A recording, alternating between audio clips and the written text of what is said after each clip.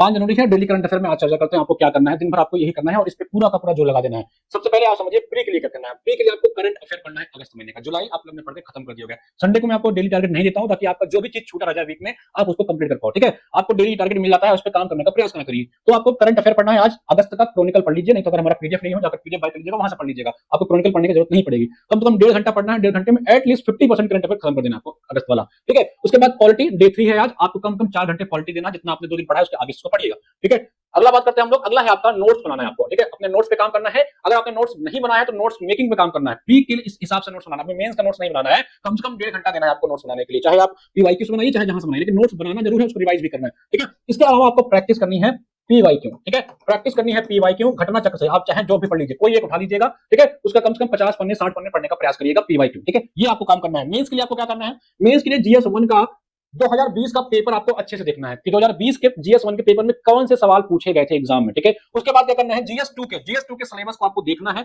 कम से कम देखने में आपको 20 से 25 मिनट लगेंगे अच्छे से, और कोशिश करिए कि उसको लिख डालिए। ठीक है, यानी कि आधे घंटे में जीएस 2 के सिलेबस को देखिए और उसको लिखिए। तो ये रहा आज का टारगेट, कंप्लीट करने का प्रयास करिएगा सभी लोग। ठीक है, सभी को शुभकामना। पीडीएफ को जाकर के ऐप से बाय कर लीजिएगा। धन्यवाद।